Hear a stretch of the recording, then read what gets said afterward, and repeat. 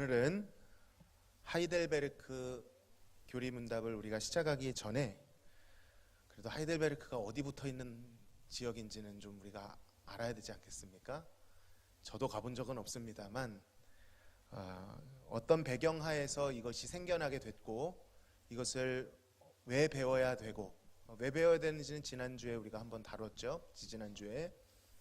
그리고 어떤 특징을 가지고 있는지 어떤 내용을 담고 있는지를 우리 간략하게 좀 알아보는 시간을 갖고자 합니다. 우리 로마 제국 많이 들어보셨죠? 그런데 15세기가 지나면서부터 우리가 알고 있기로 로마 제국은 어느 나라를 중심으로 이루어졌습니까? 오늘날 교황청이 어디에 있습니까? 이탈리아 쪽에 있잖아요. 그런데 15세기 이후에는 신성 로마 제국이라고 해서 독일을 중심으로 독일 쪽에 권세가 많은 상태로 독일에 있는 사람들이 황제가 선출되는 신성 로마 제국을 이루게 됩니다.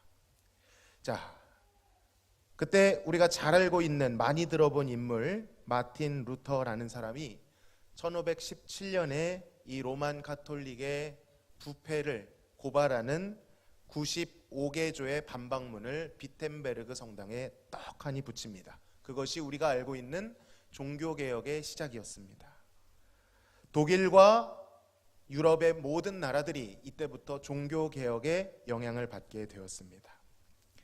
그 중에 하이델베르크라고 하는 곳은요, 독일의 한 지방입니다. 남서쪽에 위치한 지역인데 이 지역은 팔츠, 오늘날로 말하면 우리 주 같은 개념입니다.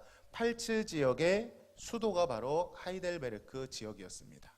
그런데 이 팔츠는 어떤 의미가 있었냐면 애초부터 기독교가 기원 전부터 켈트족이라고 하는 이 민족이 들어와서 일찍부터 복음화율이 있었는데 이쪽은 정치적으로도 굉장히 중요했습니다. 이 신성 로마 제국은 특징이 하나 있는데 우리 6월 3일 날 뭐 합니까? 선거하잖아요. 근데 이때부터 황제를 선거로 뽑았습니다. 그런데 전체 우리 백성들이 다 뽑는 것이 아니라 선거인단을 만들어서 선거를 했었는데 그 선거인단에 포함된 사람들을 선제후라고 불렀습니다. 그 선제후가 이 팔츠에 있는 선제후가 굉장히 영향력이 있는 자리였다라는 것입니다. 자, 하이델베르크 지도 한번 보여주시겠어요? 네, 여러분 독일 가보셨습니까? 저도 가보고 싶습니다. 네, 저기 빨간 테두리에 돼 있는 곳이 하이델베르크라고 하는 지역이고 비텐베르크는 저기보다 조금 더 동북쪽으로 올라가면 있습니다. 이곳은요, 하이델이 월귤나무래요. 월귤나무가 뭔지 아시나요? 월귤. 저도 처음 보는 건데 이게 블루베리의 사촌쯤 된답니다. 링고베리라고 들어보셨나요? 크랜베리 들어보셨어요? 예, 크랜베리는 아닌데 저도 크랜베리 들어봤는데 마운틴 크랜베리라고 부르기도 한답니다. 어쨌든 이 월귤나무가 굉장히 많은 도시 베렌이 언덕이거든요. 그래서 하이델베르크 이것이 월귤나무의 도시라는 뜻입니다. 사계가 굉장히 아름답다고 합니다. 어떤 말까지 있는가 하면 하이델베르크 사람들은 공부에 게을러도 이해해야 될 도시라는 말이 있을 정도였답니다. 너무나도 낭만적이고 풍경이 아름답다 보니 많은 사람들이 시가지와 평원을 보면서 뭐 했을까요? 생각을 했겠죠. 과거를 생각하고 현재를 생각하고 전쟁은 무엇인가? 인생은 무엇인가? 평화는 무엇인가? 사색을 했습니다. 그러한 배경 때문에 문학가와 철학가들이 매우 많이 배출됐고 그러한 입소문에 많은 사람들이 이곳을 찾게 되었다고 합니다. 철학가의 길이 있을 정도라고 합니다. 허클베리의 모임이 아니라 모험 들어보셨나요? 그것도 여기서 쓰여졌다고 합니다. 그런데 또한 이곳은 아까 말씀드렸듯이 선제후가 다스리는 곳이다 보니 정치적으로도 굉장히 핫하고 종교적으로도 매우 분쟁이 있는 지역이었다고 합니다. 종교개혁 이후 이 지역에 굉장한 갈등이 있었는데 어떤 갈등이 있었냐면 성찬식, 성만찬에 대한 논쟁이 있었답니다. 당시 로만 가톨릭은요, 화채설이라고 해서 떡을 떼서 넣는 그 사건이 실제로 예수님의 몸으로 변하는 화학적 변화가 일어나는 것처럼 생각을 했습니다.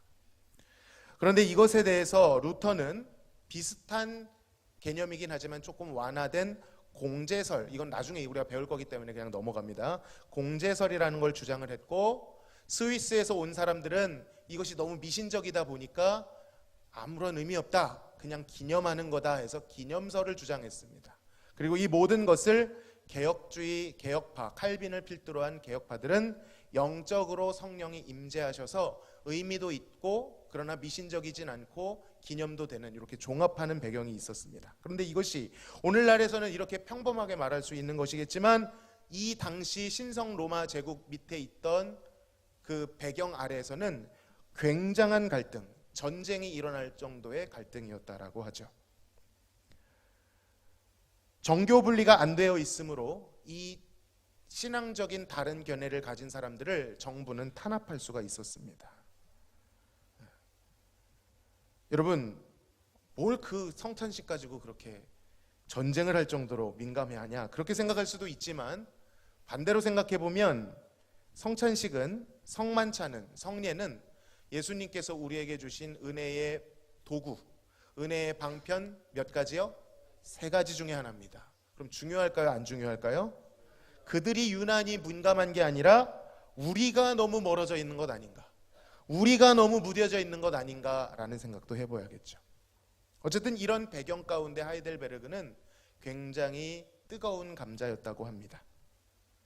자, 이러한 아름답지만 혼란한 하이델베르크에 온 세 사람이 있었으니 그들은 바로 3P라고 불리는 사람들이었습니다. 3명의 P였다라는 거예요. 그래서 오늘은 이 3명의 이야기를 잠깐 해드리고, 이들이 하이델베르크 요리문답을 만든 주요 인물이었거든요. 어떤 배경 가운데 만들어졌는지를 보도록 하겠습니다. 첫 번째 P, 바로 군주입니다. 프린스죠. 이 군주로 불리는 사람은 사진 한번 보여주시겠어요? 프리드리히 3세라고 하는 사람이었습니다. 프리드리히 3세는요, 매우 엄격한 카톨릭 집안에서 태어났습니다. 그는 어렸을 적부터 카톨릭의 부패를 가까이에서 목격했죠. 그 당시에 황제가 거의 하나님 수준으로 격상되다 보니까 부패한, 그리고 왕권조차도 무릎 꿇리는 너무나도 절대 권력, 그 안에 일어나는 부패들이 많이 일어나고 있었습니다. 그걸 가까이에서 보면서 나름의 판단을 했다고 합니다. 삼촌 하인리히의 주선으로 브란덴부르크에 있었던 제후의 딸 마리아와 결혼을 하게 됐는데, 이 마리아는 루터란이 누구냐면 루터 교리를 신봉하는 루터교의 신앙인들을 루터란이라고 합니다. 그의 결혼한 아내는 루터를 신봉하는 종교개혁자이긴 한데 오늘날 우리 개혁주의랑은 조금 다릅니다. 그렇게 결혼을 하게 된 거예요. 그리고 루터의 글을 읽으면서 개신교로, 오늘날의 우리가 믿는 개신교는 아니지만 루터교로 전향을 하게 됩니다. 여러분, 집안에서 어떤 대우를 받았을까요? 오늘날 개종하는 정도가 아닙니다. 요즘 무슬림에서 지금도 개종을 하게 되면 어떻게 됩니까? 참수당하죠. 거기는 나는 알라를 믿는다라는 개념이 없습니다. 복수입니다. 우리는 알라를 믿는다예요. 그러니까 아버지가 믿으면 무조건 믿는 것입니다. 우리도 도입하면 안 되겠죠? 네. 개별의 신앙으로. 물론 우리도 있죠. 유아 세례라는 개념이 있습니다. 그런데 여기는 이런 개념이 굉장히 강하다 보니까 재정적 지원, 그가 귀족이었음에도 불구하고 재정적 지원이 다 끊겨버리게 됩니다. 탄탄한 가문인데 카톨릭을 떠났다는 이유로 고립되고 추방되다시피 했다는 것이죠. 그럼에도 불구하고 이 어려운 가운데 그는 마리아와 그 사이에 무려 11명의 자녀를 얻고 경건한 가정을 이끌었습니다. 경제적 어려움 가운데서도 친척이나 돈을 의지하기보다는 하나님 의지하는 법을 배웠습니다. 여러분, 귀족 출신인데 얼마나 돈과 인맥을 의지하는 것에 익숙했겠고 그렇게 하고 싶었을까요? 그러나 그는 그렇게 하지 않았다는 것이죠. 믿음의 연단을 기꺼이 받았습니다. 이러한 신앙은 황제 앞에서도 굴하지 않았다고 합니다. 종교개혁 세력, 즉 오늘날의 개신교 세력을 억압하는 그런 협정문에 서명을 해라, 그런 요구 앞에 그는 이렇게 황제에게 답장했다고 합니다. 이 문서에 서명하기보다는 하나님의 도움으로 어떤 어려움이라도 당하겠습니다. 본인의 믿음 때문에 이 나라에서 안전하게 살 수 없다면 다른 나라에서 하나님과 함께 사는 편을 택하겠습니다. 그 정도로 그는 기독교 신앙에 철저했다라고 합니다. 아직까지는 루터의 신앙을 본받고 있었죠. 그는 경제적으로 어려운 가운데서도 두 아들 헤르만 루트비히와 요한 카시미르를 프랑스에 유학 보내게 되었고, 위그노라고 하는 프랑스 종교개혁파들을 위그노라고 하거든요. 이들도 엄청난 핍박과 학살을 당하게 됩니다. 어쨌든 그 프랑스 개혁파에게 배우도록 그들을 보냈습니다. 그런데 문제는 헤르만 루트비히라고 하는 아들이 학교에서 놀다가 보트에서 물에 빠지게 된 것입니다. 그 물에 빠진 루트비히를 건지기 위해서 뛰어든 한 명의 친구가 있었는데 그 친구의 이름이 올레비아누스라는 사람이었어요. 친구를 위해 몸을 던졌어요. 그런데 수영을 잘 못했던 것 같습니다. 그래서 용기백배하게 뛰어들었지만 자기도 건짐을 받아야 되는 상황이 온 거죠. 그때 수영 잘하는 한 종이 뛰어들었는데 안타깝게도 이 루트비히와 올레비아누스를 착각해서 루트비히를 건진 줄 알았는데 누굴 건진 겁니까? 그 올레비아누스를 건진 거예요. 그러니까 프리드리히 3세는 아들을 잃은 거죠. 아들이 죽은 겁니다. 그를 구하기 위해서 뛰어든 아들의 친구는 산 거예요. 여러분, 그 프리드리히 3세의 마음이 어땠을까요? 첫 번째는 아들을 잃은 이루 말할 수 없는 상실감. 두 번째는 내 아들이 살고 이 아이가 죽었어야 되는데, 좀 잔인한 말인가요? 반대로 내 아들이 죽고 이 친구가 살았다는 사실 앞에 할 말은 아니지만 그 격한 감정이 되다 보면 올레비아누스에 대한 안 좋은 감정이 들었을 것 같습니다. 그런데 이 프리드리히 3세는 아들을 위해 생명을 아끼지 않은 올레비아누스를 대단히 고마워하고 그에게 강한 인상을 받았습니다. 여러분, 이 올레비아누스라는 이름을 잘 기억해 놓으십시오.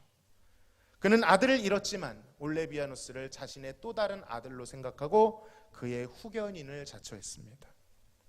그렇게 20여 년간 고난 가운데 있었던 프리드리히 3세는 그의 아버지가 세상을 떠나자 아버지의 뒤를 이어 짐머른이라는 곳에 성주로 다시 복귀하게 됩니다. 그런데 그가 성주가 되어 보니 이 팔츠 지역의 문제가 심각한 겁니다. 백성들은 그 하이델베르크 지역이 어땠다고요? 너무나도 아름다우니까 일할 생각을 안 합니다. 술 취함과 태만함, 게으름에 빠져 있고, 신학자들은 성만찬에 대한 불일치로 거의 죽일 듯 전쟁을 벌이고 있습니다. 당시 루터파 개신교인이었던 프리드리히는 이를 정리하다가 우연히 관심이 있었던 개혁파, 오늘날에 우리가 신봉하는 개혁주의 종교개혁자들을 만나게 되고 그들의 입장을 듣게 되었습니다. 그리고 그 과정에서 뿌옇게 있던 것들이 해소되는 경험을 하면서 개혁파의 입장이 가장 성경적이고 명확하다는 것을 알게 됩니다. 칼빈을 필두로 한 이 개혁파의 신앙 고백 내용을 알게 된 프리드리히는 확신을 갖게 되었습니다. 이 팔츠 지역의 혼란을 잠재울 수 있는, 질서를 잡을 수 있는 것은 성경적 교리밖에 없다라는 것을 머리가 아닌 삶에 뼈가 저리고 영혼이 떨릴 정도의 확신을 갖게 되었습니다. 뿐만 아니라 다음 세대들에게 이것을 체계적으로 가르쳐야만 이 세대가 살겠다라는 강한 사명을 느끼게 됩니다. 쉽고 보편적으로 가르칠 수 있는 교재를 만들기를 원했다는 것이죠. 문제는요, 이때 이미 루터를 기반으로 한 신앙고백서와 요리문답서가 있었다는 것입니다. 여러분, 이걸 바꾸는데 로만 가톨릭으로부터도 핍박을 당하겠지만 이 루터파들로부터 벗어나는 것도 굉장한 저항이 있었다는 것입니다. 이중 저항이 있었다는 것이죠. 그럼에도 불구하고 이 군주는 핍박과 반대를 무릅쓰고 백성들에게 바른 복음을 가르치기 위하여 자신의 선제후 자리를 걸고 개혁에 착수하기 시작합니다. 이 과정에서 루터파 입장을 가지고 있었던 그의 다음 상속자 아들 또 다른 비히가 아버지와 의절을 선언할 정도로 갈등이 심했습니다. 피 흘림이 있었던 것이죠. 자, 이에 불하지 않았던 루트 이 하이니가 아니죠. 이름이 헷갈립니다. 프리드리히 3세는 개혁 신학을 견지하는 훌륭한 인재들을 데려오게 되는데 그가 나머지 2명의 P였던 것입니다. 자, 그렇다면 두 번째 P 누구였을까요? 바로 설교자, 프리처죠. 아까 기억해 달라고 말씀드렸던 이름 올레비아누스였던 것입니다. 바로 이 사람이 올레비아누스입니다. 갑작스러운 아들의 죽음을 경험하면서 얻게 된 새로운 아들, 그가 바로 올레비아누스였습니다. 아들을 위해 몸을 던진 올레비아누스를 아들처럼 생각했던 프리드리히 3세는 그를 후견인처럼 후원했습니다. 올레비아누스는 진작부터 이 개혁신앙에 탁월하였는데 그 역시도 당시에 만만치 않은 카톨릭의 핍박을 당하고 있었고 개혁신앙을 설교로 전하다가 옥에 갇히게 됩니다. 감옥에 갇힌 거예요. 요즘 같은 이러한 우리의 신앙의 토양이 아니었던 겁니다. 신앙을 복음을 전하면 잡히거나 죽거나 그런 상황이었던 거예요. 가족들로부터 고립되고 삶을 영위할 수 없는 그런 상태였다는 것이죠. 자, 이렇게 위기를 당한 올레비아누스를 위해 그의 후견인 프리드리히 3세가 보석금을 지불하고 그를 석방시켜 줍니다. 그리고는 하이델베르크로 데려온 것이죠. 올레비아누스는요, 프랑스 사람입니다. 아까 프리드리히 3세는 어디 사람이죠? 독일 사람. 네. 올레비아누스는 이름 자체도 올레비아, 뭔가 프랑스와 막 이런 느낌이잖아요. 네, 프랑스 파리에 태어났던 사람입니다. 카톨릭 배경의 짙은 곳에서 자라났지만 그가 예전에 교육을 받을 때 카톨릭의 한 수도사가 이런 말을 했답니다. 어느 시대에서나 하나님의 백성은 그들의 유일한 위로를 살아서나 죽어서나 예수 그리스도의 속죄의 제사에서 찾았다. 이런 말을 했다는 거예요. 하이델베르크 수업을 저랑 조금 해보신 분들은 이 말이 되게 익숙하게 들릴 겁니다. 유일한 위로, 살아서나 죽어서나 예수님의 속죄의 제사, 이런 워딩들은 하이델베르크 처음에 모티브가 되었던 아주 중요한 말입니다. 그러니까 이 올레비아누스가 어디에서 영감을 얻은 거예요? 어렸을 적에 들었던 스승님의 이 말씀, 설교를 통해서 마음속에 그걸 담아놓고 있었던 것입니다. 하이델베르크 1문에 대한 답이 바로 이것이죠. 위로가 무엇이냐? 사나 죽으나 우리가 예수 그리스도의 소유가 된 것이 위로다라고 하이델베르크는 시작하고 있습니다. 가톨릭이었지만 복음을 고백하는 스승을 어렸을 적에 만난 겁니다. 또한 그는 대학에서 법을 공부하던 중에 십자가 아래의 교회들이라고 하는 개신교 지하 모임에 가입하게 됩니다. 기도 모임이었겠죠. 그곳에서 개혁신앙이 무엇인지를 본격적으로 접촉했습니다. 그리고 그 과정에 프리드리히 3세의 아들이었던 루트비를 만나게 되고 그를 구하려고 뛰어들었다가 자신의 생명까지 잃을 뻔했던 것이죠.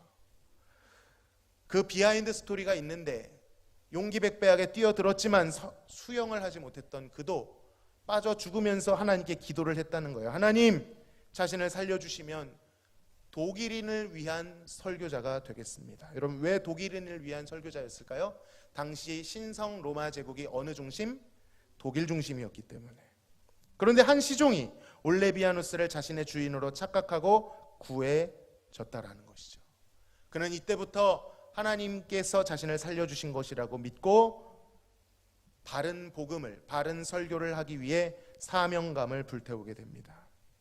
복음을 전하는 가운데 당시에 대세고 실세였던 이 로마 카톨릭 세력에 의해 투옥되기도 했다는 것이죠. 모든 사역의 자리와 재산과 살아갈 터전을 다 빼앗길 그 상황에서도 신앙을 포기하지 않았고요. 프리드리히 3세의 콜링에 그 역시 기쁜 마음으로 지혜대학이라고 하는 하이델베르크의 대학으로 오게 된 것입니다. 뛰어난 설교자였던 올레비아누스는 성신교회, 성령교회라고 하는 교회의 목사로 부임하여 설교를 시작하게 됩니다. 또한 그 전공이 법이었기 때문에 교회법을 새로 작성하는 데 대단한 기여를 하게 됩니다. 프리드리히가 나중에 아버지 뻘이니까 먼저 소천을 했겠죠. 그는 더욱 어려운 상황에 봉착하게 되었습니다. 왜냐하면 그 프리드리히 3세의 아들 루트비가 루터 신자였거든요. 그래서 아버지가 돌아가시고 나니 엄청나게 올리비아누스를 몰아세우기 시작합니다. 제한하고 배제시키고 그의 이권들을 다 잘라내기 시작합니다. 아버지가 개혁신학으로 빠지게 된 것이 바로 이 올레비아누스 때문이라고 생각했던 것이죠. 우리 형이 죽은 것도 누구 때문이죠? 올레비아누스 때문이라고 생각한 거예요. 그래서 그를 감옥에 가두고 설교권을 박탈할 정도로 핍박하여 그의 말년은 매우 비참하고 가혹한 시련 가운데 저물게 됩니다. 세 번째 피는 바로 교수, 프로페서입니다. 우르시누스라는 이름이죠. 여러분, 우르시누스는요 폴란드 사람이었습니다. 다 다른 나라 사람이었던 거예요.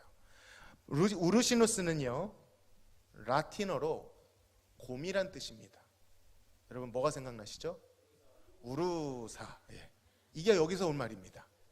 우르시누스가 곰이란 뜻이에요. 그는요 성격적 결함이 있었습니다. 8살 나이에 어머니를 잃고 매우 소극적이고 매우 예민한, 사회성이 매우 결여된 성장 과정을 거치게 됩니다. 아버지는 교회에서 목사를 도와 교사 역할을 감당하고 사찰 역할을 했었기 때문에 교회에는 굉장히 익숙하고, 그 가운데 아버지 당시 교사였기 때문에 성경에 대해서 탁월한 재능을 보이긴 했지만 말씀드렸듯이 사회성이 너무 결여돼 있었습니다. 그런 그를 여기선 안 되겠다 싶었는지 시의회에 추천하여 16살의 나이에 독일 비텐베르그, 어디입니까? 처음 종교개혁이 시작된 그곳으로 유학을 보내게 되었습니다. 자, 그런데 하나님의 인도하심에 따라 루터의 아주 비견될 만한 강력한 종교개혁가가 한 명 더 있는데 멜랑히톤이라는 사람을 만나게 됩니다. 굉장한 사람입니다. 이 사람은 그의 집에 가정교사로 들어가게 됐고 그에게 어깨너머로 신학을 배우게 됩니다. 우르시누스의 재능을 알아본 멜랑히톤은 그를 데리고 유럽 전역을 돌아다니며 유럽 학문과 종교개혁의 중심지를 견학시켜 주었습니다. 이 과정에서 우르시누스는 자신이 만날 수 없었던 사람들을 누구 덕에? 멜랑히톤 덕에 만나게 됩니다. 종교개혁의 대가들 취리히의 블링거, 베르미글리, 제네바, 스위스 제네바의 무려 칼빈, 그리고 베자라고 하는 산맥과 같은 종교 지도자 개혁가들을 만나게 됩니다. 여기에 영향을 받고 돌아온 우르시누스는 그때부터 히브리어와 신학을 제대로 공부하고 신학자들과의 교제를 이어가게 되죠. 자, 그런데 우르시누스는요 누가 뭐라 하더라 하는 말에 절대로 흔들리는 성격이 아니었습니다. 사회성이 떨어진다 그랬잖아요. 자기가 확인을 해야지 직성이 풀리는 성격, 공부를 재미로 하는, 공부를 어떤 커리어를 위해서 공부를 하는 것이 아니라 공부가 좋아서 하는 공부광이었던 것이죠. 그래서 그는 그 종교개혁가들의 말을 맹신하지 않고 직접 자신이 배운 히브리어와 성경 주석과 이 모든 것을 찾아내서 교부들의 책을 다 읽고 성경의 모든 것을 다 주의하기 시작합니다. 그 과정에서 그는 로만 가톨릭의 허구와 루터교의 한계를 발견하고 개혁주의 신학이 성경적인 신학임을 검증하는 시간을 보내게 됩니다. 자, 그런데 이 소식이 어디에 들렸는고 하니 그를 추천하여 유학 보내주었던 시의회에 들리기 시작합니다. 여러분 좋았을까요? 싫었을까요? 돈 줘서 보내놨더니 루터라는 공부는 하지 않고 뭘 공부한 거죠? 개혁주의를 공부한 겁니다. 오늘날에는 그게 무슨 상관이냐 싶었지만 이때 당시에는 어떤 정도였다고요? 목숨을 잃을 정도였다는 거예요. 엄청난 비난과 함께 그를 핍박하였고 그는 고향으로부터 추방당하게 됩니다. 개혁신학만 포기하면 고향으로 금이 환영하여 아주 영향력 있는 교수로 살아갈 수 있었습니다. 그럴 수 있잖아요. 다른 것 가르치면서 몰래 아까 말했던 지하에 숨어서 십자가 그늘 아래 사람들 그들과 같이 어둠 가운데서 할 수 있지 않습니까? 그런데 그는 당당히 그 모든 것을 포기하며 고향을 떠나며 이렇게 말했다고 합니다. 하나님께서 나를 돌보아 주실 것입니다. 그는 스위스 등과 같은 여기저기를 떠돌다가 예전에 만났던 베르미글리의 추천으로 바로 이 프리드리 3세를 만나게 됩니다. 그리고 그가 마침 이 교의학을 만들 너무나도 뛰어난 인재를 찾던 중에 그를 교의학 교수로 초빙하게 되는 것이죠. 그는 당시 비교할 수 없었던 로만 카톨릭과 루터교 세력에 맞서 프리드리히 3세를 도와 하이델베르크의 신학적 뼈대를 세우는 결정적 기여를 합니다. 칼빈, 멜랑히톤, 불링거 등에 비하면 그의 존재감은 미미했지만 그는 뭐의 달인이었다고요? 공부의 달인. 자기가 직접 확인하기 위해서 칼빈과 멜랑히톤과 루터와 불링거와 수많은 종교 개혁가들의 자료를 다 섭렵하고 다 분석하고 다 정리하여 거기에서 약점은 배제하고 좋은 점들만 엑기스처럼 뽑아내어서 목사 후보생들을 가르치는 버전 따로, 어린이와 평신도들을 가르칠 수 있는 버전 따로, 대요리 문답과 소요리 문답을 따로 만드는 기염을 토하게 됩니다. 당시 페스트와 같은 전염병이 창궐하였을 때 학교는 문을 다 닫았는데 그는 얼마나 열정적이었든지 완전히 여기에 몰입하여 환자들을 돌보며 이 소요리 문답을 가르쳤다고 합니다. 그는 이 페스트가 창궐하던 중에 이 눈물 골짜기 같은 세상에서 당하게 하시는 어떤 악도 합력하여 선을 이루게 하실 것을 나는 조금도 의심하지 않습니다. 고백했다고 합니다. 그 역시 올리비아누스가 프리드리히 3세 죽음 후에 엄청난 핍박을 받았던 것처럼 그 역시도 똑같은 처지에서 핍박을 당하게 됩니다. 그러나 그는 절대로 이 일을 멈추지 않고 하이델베르크 요리문답을 더 열심히 가르쳤다고 합니다. 환경과 숫자에 연연하지 않았습니다. 그는 분명 병약하고 소심하고 예민한 사람이었지만 복음의 말씀 앞에 위로를 날마다 얻고 유일한 위로를 거기에서 얻으면서 주님을 의지하여 사명을 감당했습니다. 그는 세상을 1000개나 준다고 하더라도 예수 그리스도께서 주신 위로와 소망을 버리지 않겠노라 라고 유언하며 안식에 들어갔습니다. 자, 이상 3P. 저번에 뭐라고요? 프린스, 군주. 두 번째, 프리처, 설교자. 세 번째, 프로페서, 교수. 이 세 명에 대한 이야기를 했습니다. 여러분, 그게 하이델베르크랑 무슨 상관이 있다는 것이냐? 여러분, 이 세 사람은 신앙의 용사였지만 우리가 생각하는 초인적 영웅이 아니었습니다. 그들의 삶에는 상처투성이, 흠투성이, 결핍투성이었다는 것이죠. 프리드리히 3세는 팔치를 개혁하려고 어려움을 극복하고서 요리문답을 작성하려고 노력했지만 그 과정에 무엇을 잃었습니까? 그의 상속자였던 루트비에로부터 의절을 당하게 됩니다. 모욕적 언사를 들었습니다. 그의 아내와 장모로부터도 버림을 받았습니다.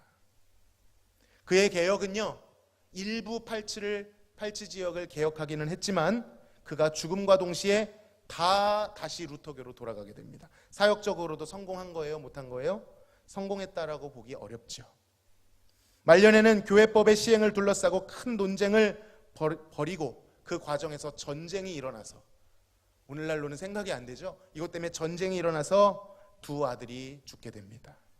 안팎의 혼란을 겪으며 백성들은 새로운 선제요를 데려다 달라고 거세게 몰아붙이기도 했습니다. 물론 그 이후에 루트비에후 이후에 또 다른 프리드리히 4세가 그의 개혁을 계승하기는 했지만 그는 분명 초인적 영웅이 아니었다는 것이죠. 상처와 실패와 낙심이 그의 인생에 가득 차 있었다는 것입니다. 그는 자신의 인생을 내가 이방에서 무릎을 꿇고 주님께 쏟았던 많은 눈물과 기도가 열매 맺지 못하는 법이 없도록 하실 것을 믿습니다 라고 고백했다고 해요. 여러분, 올레비아누스도 뛰어난 설교자로 알려져 있지만 이 교회법을 설명하는, 논쟁하는 가운데 사람들에게 불같은 화를 많이 냈다고 합니다. 상처를 많이 주었다고 합니다. 그는 모범에 따라서, 그 종교개혁의 모범에 따라서 교회 정치를 확립하는 일을 잘 감당했지만 다른 입장에 서 있는 자들과 자주 대립하며 논쟁을 벌이기도 했다고 합니다. 그조차도 이것을 인지하고 있어서 권증에 대한 논쟁을 할 때 내가 형제 애를 손상하였다 반성하기도 했다고 해요. 사람들이 이 올레비아누스를 좋아했을까요? 안 좋아했을까요? 좋아하는 사람이 많지 않았을 것입니다. 우르시누스도요, 말씀드렸듯이 사회적 그리고 성격적 장애가 있었습니다. 원만하게 지내는 성격이 전혀 아니었던 거예요. 그는 그런 예민한 성격 때문에 위장장애가 늘 있었고 내면 세계에 어두움과 우울함이 항상 있었고 말을 하다 보면 자기도 모르게 인신공격적인 논쟁을 하며 우울증에 깊이 들어갔다고 합니다. 8살에 어머니를 잃고 병약한 아버지 밑에서 자라 어렵게 공부하다 보니 의도하지 않은 논쟁 가운데 갑자기 급발진하게 됩니다. 그의 이름이 뭐였다고요? 우루사, 우루시누스, 곰입니다. 갑자기 통제 안 되는 화, 분노 조절 장애가 있는 거죠. 그 정도의 화를 내는 어려운 모습도 보였다고 합니다. 그것을 남들이 평가하는 것이 아니라 자신이 자신의 기질을 알기에 나에게 이런 약함이 있다라고 진술하고 그러한 자리를 피하려고 하였다는 것이죠. 실제로 그가 자신의 전기를 이름 붙이기를 주저하는 개혁자라고 이름을 붙입니다. 왜 주저하죠? 여러 이유가 있을 것입니다. 사람을 대하는 것이 두렵고 자신의 약함을 알기에, 자신의 말이 통제가 안 될 것을 알기에 주저하는 개혁자라고 자신을 소개했다라는 것이죠. 그러나 그는 끝까지 자신에게 당한 모든 일이 주님이 허락하신 일로 생각하고 충성스럽게 일하게 됩니다. 그 역시도 매우 흠 많고 결점 많은 평범하고 어떻게 보면 열등한 한 인간이었다는 것입니다. 사랑하는 성도 여러분, 하이델베르크에 온 세 사람은 다 하이델베르크 사람들이 아니었습니다.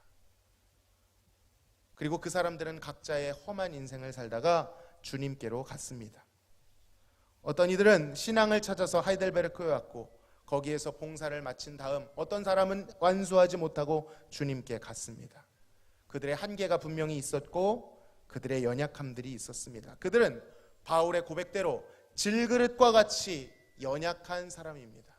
여러분, 질그릇과 같다는 말이요, 보기 좋고 듣기 좋은 말이 아닙니다. 깨어지기 쉽다는 말입니다. 우리 이 말을 포장해서는 안 됩니다. 우리가 약합니다 라고 하는 이 말은요, 의뢰할 수 있는, 그렇지 인간이 다 약하지, 이런 말이 아닙니다. 여러분도 여러분들의 인생에 이 세 사람이 겪었던 지독히 쓰고 지독히 험난하고 척박한 그런 인생의 지점이 있지 않습니까? 저에게도 그런 인생의 시점들이 있었고 또 있겠죠. 예전에, 지금은 이제 돌아가신 아버지가 계시지만 아버지랑 같이 일을 하다가, 제가 이래봬도 농부의 아들 아닙니까? 아버지랑 같이 그 치기였던 것 같습니다. 지금 뿌리를 뽑는데, 그 일을 하는데 막 속으로 막 안 좋은 생각들을 하면서 했죠. 일주일에 한 번 쉬는데 내가 지금 여기 와서 이런 거 여러분 산에서 통나무 굴려보셨습니까? 그런 일을 시키시는 거예요. 다 말할 수 없지만 이 칡뿌리가 안 뽑히는 걸 가지고 막 하면 안 되는 말들이 막 마음속에 생각나면서 이게 내 인생 같다, 이런 생각을 한 적이 있습니다. 우리 창세기를 통해서 배우게 되겠지만 땅이 저주를 받아 땅이 우리의 인생을 거스르기 시작하기 때문에 우리 모두는 이러한 질그릇 같은 인생, 깨어지기 쉽고 거칠고 약하고 그런 인생들을 살아가게 된다는 거예요. 이들의 인생이 그런 질그릇 같은 인생이었다는 것입니다. 그런데 하나님께서는 이런 약한 자들, 약한 세 사람을 사용하셔서 하나님의 보배를 드러내신 줄로 믿습니다. 하나님의 위로를 경험했습니다. 그러니까 이들이 말하는 비참은 진짜 비참인 거예요. 이들이 말하는 위로는 진짜 위로인 것입니다. 구름 위에 둥둥 떠 있는 어떤 개념을 말하는 것이 아니라 이들의 삶이 비참으로 가득했기 때문에 온 몸으로, 온 마음으로 경험과 투쟁을 끌어안고 살았기 때문에 이들이 인생이 비참하다고 한 말에 무게가 실리는 것입니다. 하이델베르크의 특징이 있습니다. 그것은 우리가 말하는 다른 웨스트민스터 요리문답은 하나님의 영광으로부터 시작합니다. 이것도 나중에 배울 거예요. 이것도 되게 중요한 겁니다. 그런데 하이델베르크는 어디부터 시작하는지 아십니까? 미저리라고 하는 인간의 비참으로부터 시작합니다. 물론 웨스트민스터 신앙고백서는 그것대로의 유익이 있습니다. 근데 하이델베르크를 통해서 우리가 얻을 수 있는 유익은 뭐예요? 처음부터 하나님의 영광, 당연히 옳은 것이지만 죄인인 우리는 그것을 알 결이 없습니다. 그렇기 때문에 우리 인간들 친화적으로 우리가 겪는 비참이 무엇이냐, 우리가 다 비참한 가운데 살아갈 수밖에 없다라는 화두를 던짐으로 해서 다른 신앙고백서들에 비해 쉽게 우리의 삶을 딛고 우리의 땅을 딛고 척박한 그 땅을 딛고 하나님의 위로가 무엇인지를 생각할 수 있게 되는 구조로 되어 있다는 것입니다. 그래서 우리는 이제 하이델베르크를 배우게 될 터인데 다음과 같은 구조로 되어 있습니다. 서론이 한번 띄워주시죠. 보이시나요? 네, 하이델베르크 요리문답의 구조, 앞으로 우리는 이렇게 배우게 될 겁니다. 서론입니다. 서론은 비참과 위로가 무엇이냐라는 것을 말씀하시고 그 위로를 얻기 위해 우리가 해야 될 세 가지에 대해서 말합니다. 그 세 가지가 1부, 2부, 3부예요. 첫 번째 1부는 무엇인고 하니 우리의 죄와 비참이 무엇이냐. 주제는 죄와 율법입니다. 죄 때문에 비참한 것이고 그 죄인인 우리에게 완전한 하나님의 의를 요구하시는 그 완전한 율법의 요구 때문에 우리는 한 명도 빼놓지 않고 비참할 수밖에 없다. 돈 없는 사람만 비참한 것이 아니라 부자도 비참합니다. 병든 사람만 비참한 것이 아니라 건강한 사람도 비참합니다. 죄 아래 있는 모두가 비참하다는 화두를 던지고, 그렇다면 그 비참 가운데 우리가 얻을 수 있는 위로가 무엇이냐? 그것이 2부입니다. 그 우리를 위로하시기 위하여, 구원하시기 위하여 하나님께서 하신 일이 무엇이냐? 우리는 무엇을 알고 무엇을 믿어야 하는가? 그래서 2부에서는 사도신경을 배우게 됩니다. 우리가 무엇을 믿는가? 그리고 이 하나님께서 우리를 위해서 행하신 그 복음에 대하여 충분히 배우고 나면, 여러분 밥을 먹으면 어떻습니까? 배가 부르죠. 반응이 일어납니다. 그러니까 하나님의 복음, 하나님이 우리를 위해서 베푸신 위로를 알게 되면, 그걸 제대로 흡수했다면 우리 안에 일어나는 반응이 있는데 그 반응은 감사입니다. 그래서 우리가 하나님께 어떻게 감사할 수 있을까? 여기에서 계명이라고 하는 것이 나오고 우리는 십계명을 배우게 되는 거예요. 이 맥락을 이해하셔야 됩니다. 십계명이 내가 이거 지키면 복 받는 게 아니라는 거예요. 어느 맥락에 있습니까? 구원을 받은 자들이 감사하는 가운데 마주하게 되는 게 계명이라는 것입니다. 근데 이 맥락을 이해하지 못하면 그냥 맨 땅에 헤딩하듯이 계명을 열심히 지켜야 돼. 능력도 없는데 그렇게 흉내를 내다 보니 부작용과 메마름과 자랑과 분쟁들이 생겨나는 것입니다. 그리고 또 한 가지가 있습니다. 우리는 무엇을 소망해야 되는가? 무엇을 바라봐야 되는가? 그래서 주기도문을 배우게 되는 것입니다. 이러한 구조로 우리가 이제 앞으로의 시간을 문과 답으로 되어 있는 것들을 긴 시간으로 하지 않고, 말도 조금 어렵지만 말을 쉽게 제가 다시 순화해서 나누도록 하겠습니다. 되게 어렵게 말했지만 결국 사도신경, 십계명, 주기도문 배우는 겁니다. 쉽죠? 네. 그래서 앞으로 우리가 이 시간을 보낼 때 하나님을 아는 지식을 한 문에서 2문 정도 배울 겁니다. 시간을 그렇게 오늘보다 짧게 할 거니까 걱정하지 마시고 조금씩 관심을 가지고 이 시간을 함께 하나님을 알아가는 시간으로 동참해 주셨으면 좋겠습니다. 우리 같이 한번 찬양으로 하나님께 영광 돌리시고 이 시간을 위해서 또 우리 인생을 위해서 같이 한번 기도하도록 하겠습니다. 약할 때 강함 되시네 찬양합시다.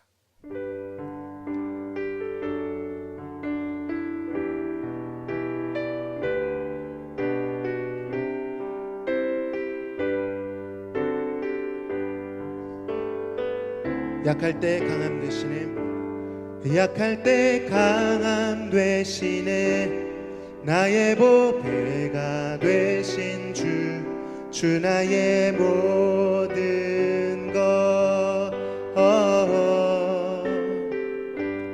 주 안에 있는 보물을 나는 포기할 수 없네. 주 나의 모든 것. 다시 한번. 약할 때 강함 되시네, 약할 때 강함 되시네, 나의 보배가 되신 주 나의 모든 것. 주 안에 있는 보물을 나는 포기할 수 없네. 주 나의 모든 것. 예수 어린 양, 예수 어린 양, 존귀한 이름.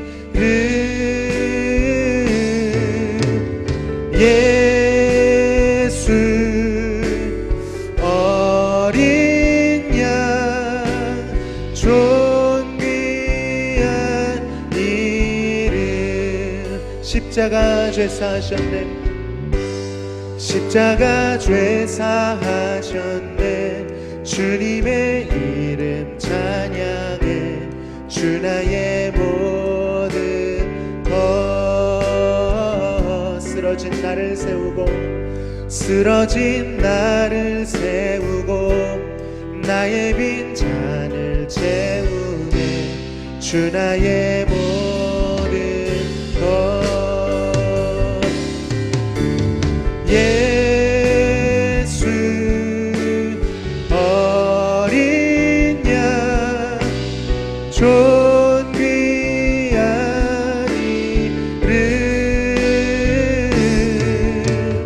예수 어린 양 존귀한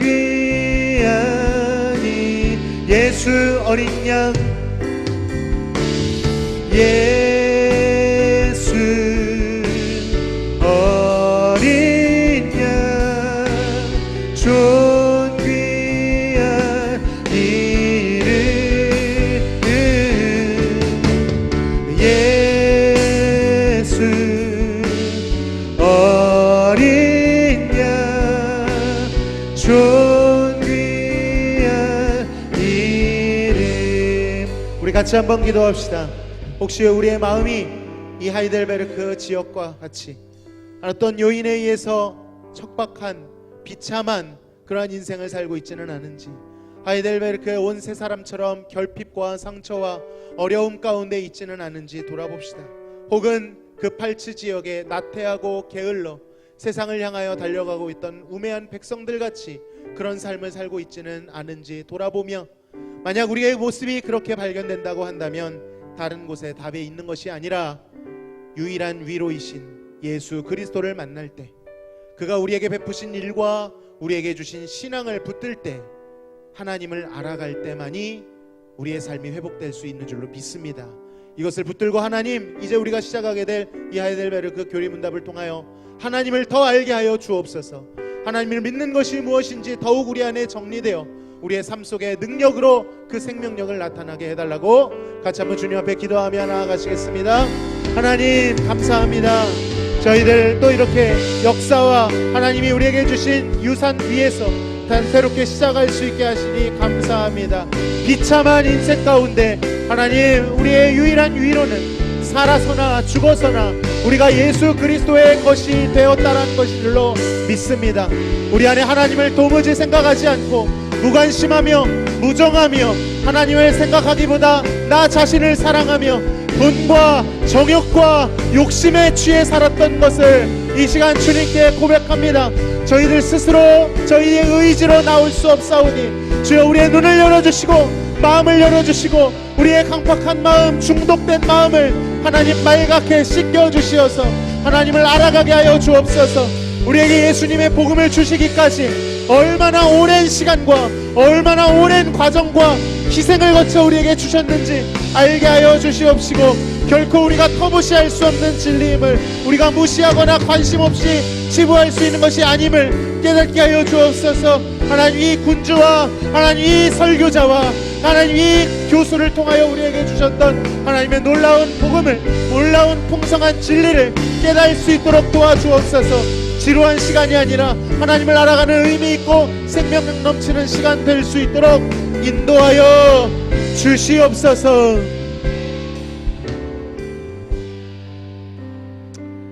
거룩하신 하나님 감사합니다. 죄로 인하여 죽었던 우리들을 쓰레기 하치장에 버리셔도 무방한데 우리를 위하여 아들을 십자가에 달아 영원한 생명을 주시겠다 약속하여 주시니 감사합니다.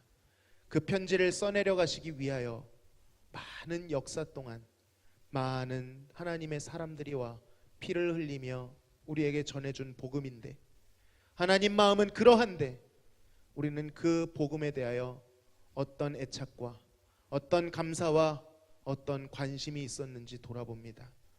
알지 못했고 관심 갖지 않았고 그저 세상의 것들에 우리의 마음은 자세히 몰입하지만 하나님 말씀을 알아가는 데 있어 게을렀던 것을 용서하여 주옵소서.